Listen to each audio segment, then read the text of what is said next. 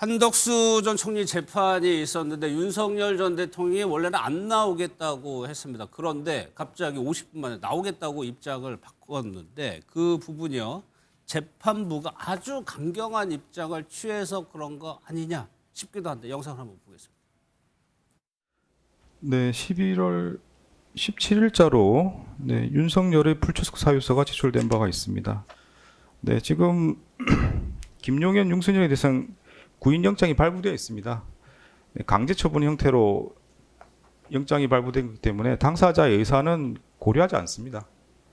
그래서 의사와 관계없이 집행을 해야 된다는 게 재판부 입장입니다.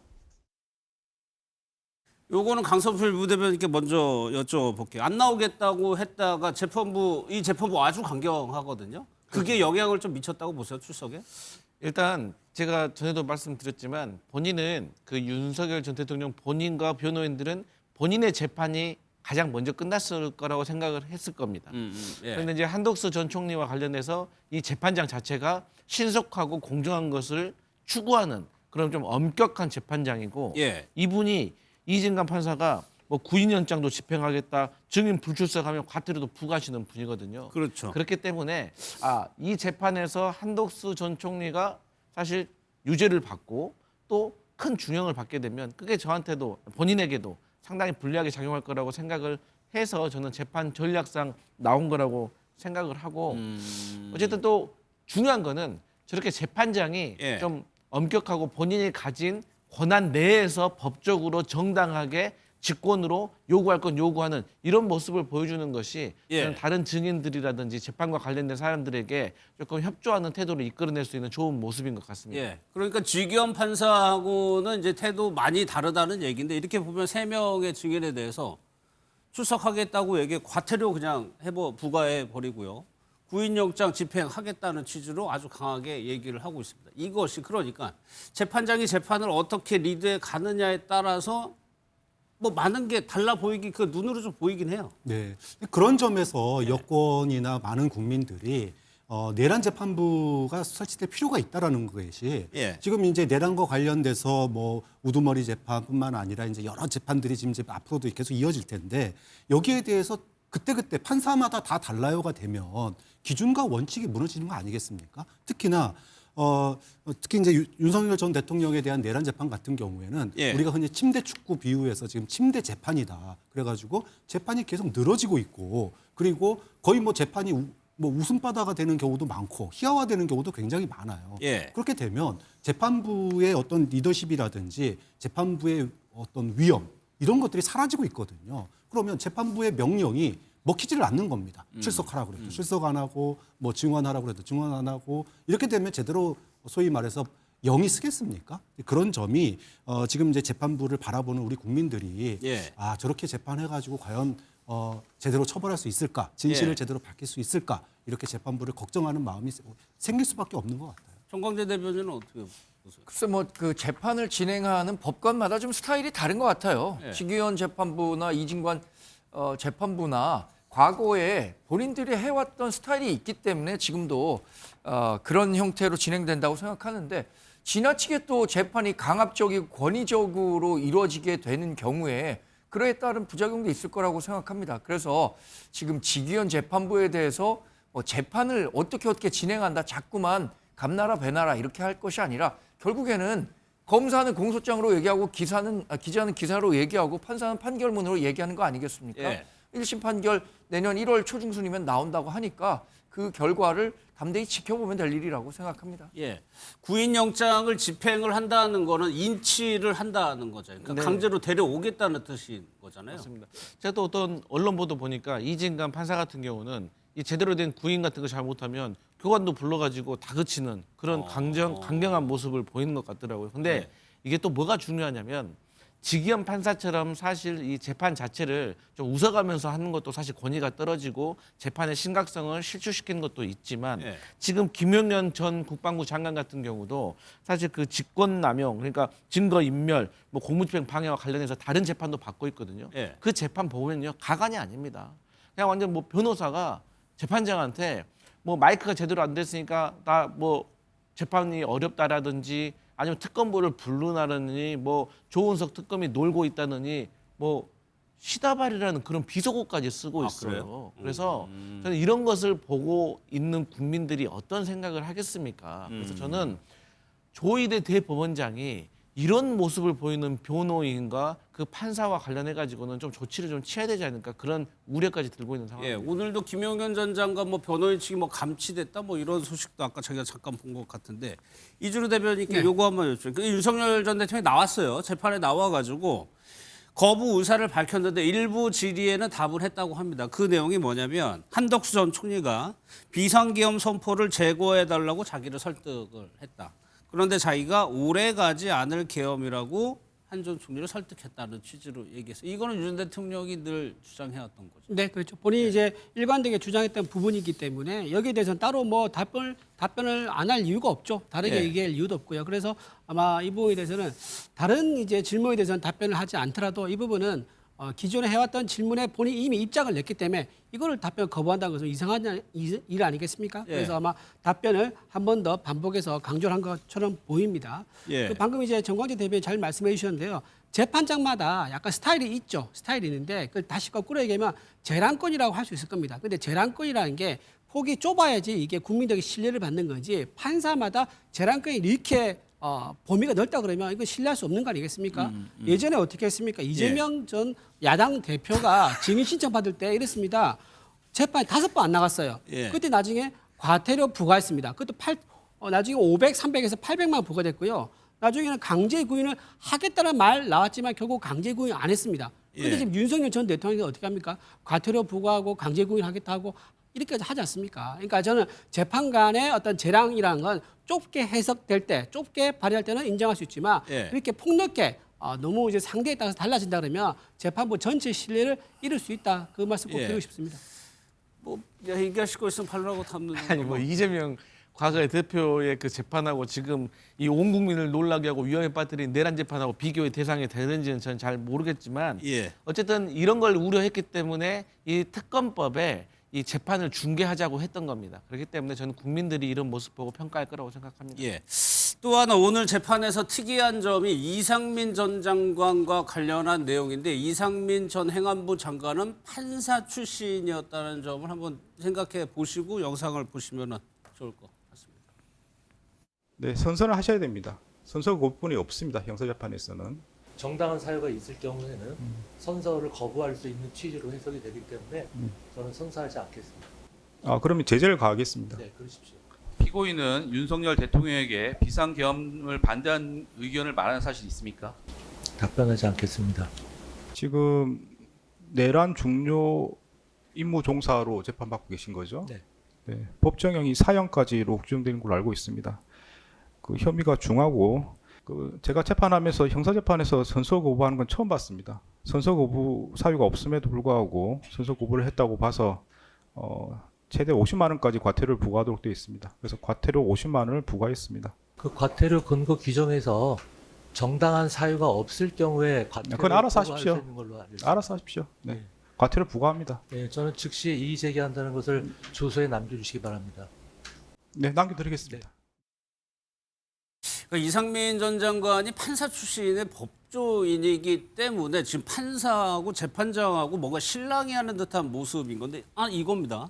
증인 선서를 안 한다고 했어요. 그러니까 재판장이 형사재판에서 그런 거 없다라고 얘기하는데 이상민 전 장관은 아니다. 다른 취지로 해석될 소지가 있다는 얘기까지 하면서 거부를 했어요.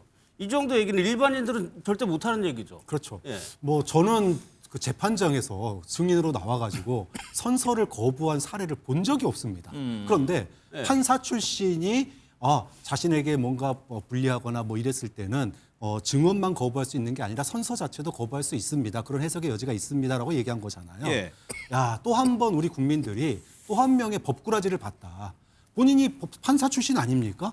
판사 출신이면 오로지 법과 양심에 의해서 판결도 해야 되지만 그 예. 앞에서는 법과 양심에 의해서만 진술을 해야 되는 게 너무나 당연한 거예요. 그래서 거기서 거짓말을 하면 처벌하는 겁니다. 그걸 막기 위해서 선서를 하는 거거든요. 그런데 선서를 안 한다라고 하는 거는 나한테 불리하면은 나는 거짓말도 할 수 있어요라고 하는 말로밖에 국민들한테 안 보이거든요. 결국은 본인이 판사 출신인데 진실 규명은 둘째치고 완전히 자신에게 유리하고 불리한만 따지는 예. 그런 지금 피고인의 모습으로 전락한 거 아니냐. 한때는 국정의 책임자로서 너 뭐 권력 서열에서 굉장히 높은 자리에 차지했던 장관인데 국정 책임지고 진실을 규명하고 국민들이 지금 의혹을 가지고 있는 계엄과 내란에 대한 진실을 규명해야 되는데 조금이라도 협조를 해야 될 피의자가 예. 자신의 유불리에 따라서 재판부를 갖다가 법원을 갖다가 존중하기는커녕 법의 틈새만 찾아서 자신의 그 얄팍한 그 법적 지식을 가지고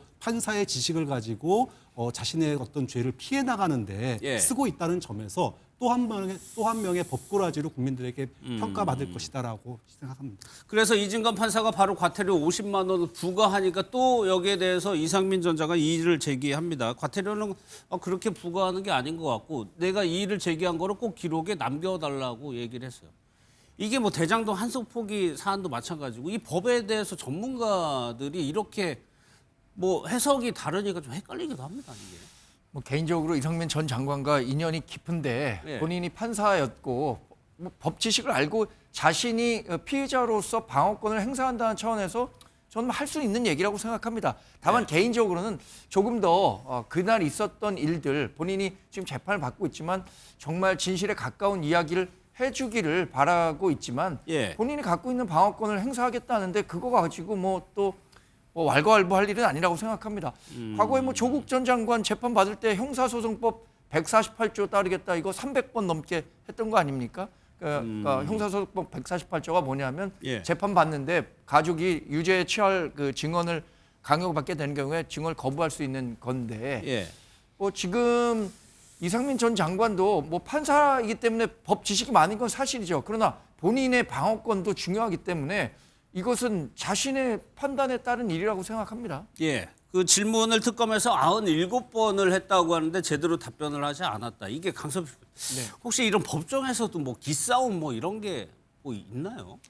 당연히 이제 사람과 사람이 하는 일이니까 예. 저는 일종의 기싸움도 충분히 있을 수 있다고 생각을 하는데 이제 이상민 전 장관 같은 경우는 사실 좀 필요 없는 그런 행동이라고 생각을 하고 오히려 이러한 행동들이 국민적인 여론이라든지 아니면 본인의 앞으로의 어떤 죄를 소명하는 데 있어서 긍정적인 영향을 미칠 수 있을지에 대해서 사실 저는 상당히 부정적이라고 생각을 합니다. 근데 이분은 그러니까 대표적인 분입니다. 이 객관적이고 정말로 부인할 수 없는 증거가 나오기 전에는 이분은 지금까지 대부분의 진술이라든가 해명에 있어서 다 거짓말을 해왔어요. 예. 그렇기 때문에 전 특검도 이상민 전 장관에게 어떤 유의미한 대답을 저는 기대하고 물어본 건 아니라고 생각을 하고 이러한 것들이 다 이제 기록으로 남아서 나중에 증거를 통해 가지고 저는 유죄로 확정되는데 저는 갈 거라고 생각을 합니다. 예.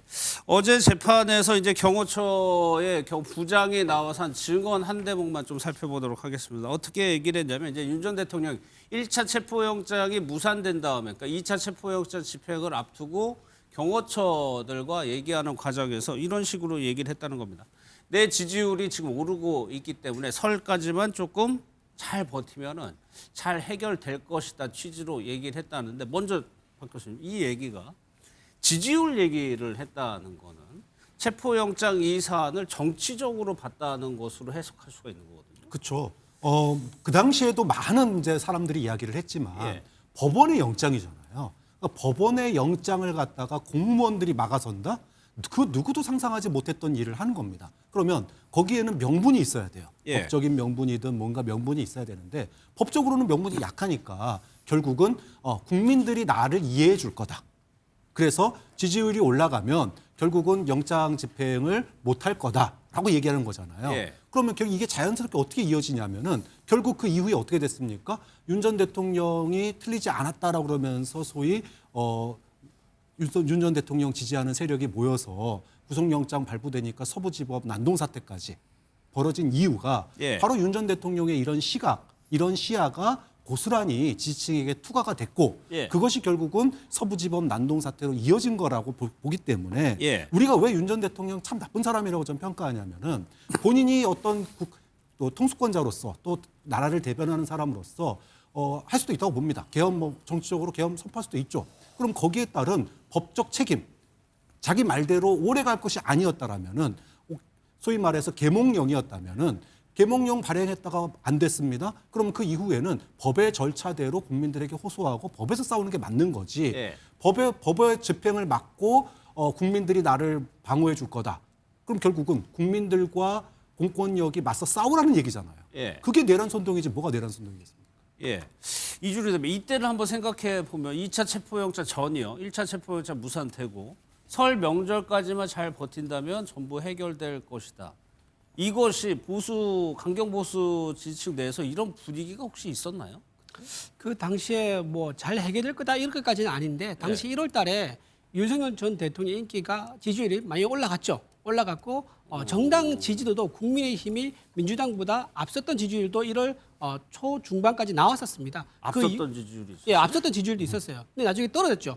떨어지면 확 떨어진 거죠. 예. 떨어질 때는 정말 빠른 속도로 낙하를 해가지고 급락을 했었는데 어쨌든 예. 올라가지고 굉장히 국민들의 생각이 좀 다른갑다. 그러니까 그 당시에 이재명 대표가 이끄는 이제 민주당이 너무 정부의 기능을 사실상 마비시키는 그런 탄핵, 28번의 탄핵, 예산 삭감 이런 것들에 상당히 동의를 하는갑다라는 이제 그런 생각까지는 아마 했었던 것 같아요. 그런데 그 지지율 기반으로 해가지고 설 명절까지 잘 버티면 모든 상황이 해결될 거다. 이런 식의 생각까지는 아마 아니었던 것 같습니다. 그런데 예. 그때 이렇게 판단했었던 근거가 좀 있었던 것 같아요. 왜냐하면 대통령실에서는 당시 공수처가 영장 발부한 자체, 수사랑 자체가 잘못됐다라고 지금 주장을 했었어요. 주장했죠. 왜냐하면 공수처는 내란 혐의 수사할 수 없지 않습니까? 직권 남용만 수사할 수 있는데 직권 남용이라는 작은 고리에 내란이라는 큰 소 한 마리를 걸고 끌어당겨가지고 소를 끌고 온 거예요. 그러니까 이거는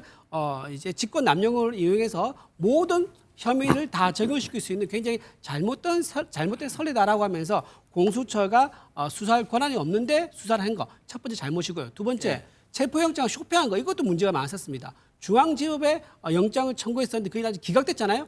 기각된 사실을 숨기고 서부지법에 요청을 해가지고 서부지법에서 발부를 받았어요.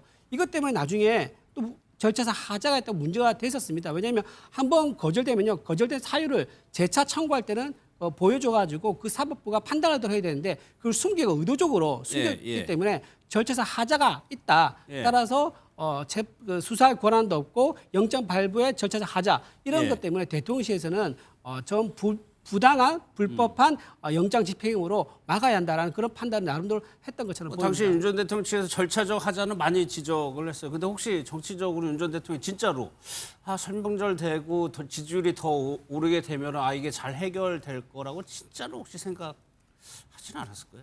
그러니까 이 불법적이고 정말 말도 안 되는 이 계엄을 선포할 정도라면 정상적인 판단력과 결정 능력이 있어서 했겠습니까? 그런 상태이기 때문에 그때 상황에서도 불법적인 체포니 불법적인 영장이니 이런 주장하면서 애꿎은 이 대통령 경호처 직원들만 불안에 떨게 한 거예요. 그리고 정말 대통령으로서 자격이 없다는 것이 아니 국가의 대통령이면 국민의 안전과 재산을 지켜야 되는데 경호처 직원도 대한민국 국민이고 또 체포를 하려고 하는 경찰도 대한민국 국민입니다. 근데 이 두 집단에 대한 물리적인 충돌을 유발하려고 하는 것이 그게 대통령으로서 해야 될 일입니까? 그때 당시에 경호관의 아내가 편지 썼잖아요. 애꿎은 내 남편이 이런 일에 휘말려가지고 다치거나 불이익을 당할까 봐 정말 하루하루가 불안하다는 편지를 우리가 공개됐잖아요. 그런 것들을 다 이 관저 안에서 봤을 거면서도 이 경호처 직원들에게 불법적인 지시니까 따르지 말아라, 무기를 보여줘라, 훈련하는 모습 보여줘라, 그리고 변호인들은 무료변론 해주겠다 이런 얘기들을 하고 있었으니 이게 어떻게 대한민국 대통령이라고 생각을 하겠습니까? 마지막으로 좋습니다. 공수처 불법이라고 했다고 하면 그때 뭐라고 했냐면 특검이 출범하면 조사받겠다고 했어요. 근데 받았습니까? 거짓말의 연속인 거예요. 그리고 마지막으로 국민의힘에서 저는 지금도 그런 생각을 하고 있는지 궁금해요. 국민의힘에서 거기에 대해서 설명하는 거 그때 윤석열 측은 이런 생각이었던 것 같다라고 말하는 건 이해할 수가 있지만 지금도 같은 인식을 하고 있는지 저는 묻지 않을 수가 없습니다. 알겠습니다. 다음 관련해서는 말씀을 좀 드려야겠네요. 그래요? 왜냐하면 계엄이 불법 계엄이었다라는 데 대해서 국민의힘이 반성하고 그 사과를 드렸고요. 탄핵이 4월 4일에 있었을 때 탄핵 받아들인다라고 얘기했습니다. 근데 당시에는 국민의힘으로서 받아들이기 어려웠던 부분은 이것이 과연 절차적으로 정당성이 있느냐, 법적 정당성이 있느냐 이런 그 충돌의 소지가 있었기 때문에 뭐 윤석열 전 대통령 개인을 지킨다는 것보다는 자유민주주의 체제의 뭐 법치를 제대로 구현하고 있느냐 이런 부분에 대한 문제를 제기했었던 거죠. 그러나 예. 탄핵 이후에 우리가 불법 계엄에 대해서 반성했고 탄핵과 관련해서도 수용한다는 메시지를 밝힌 바 있습니다. 알겠습니다.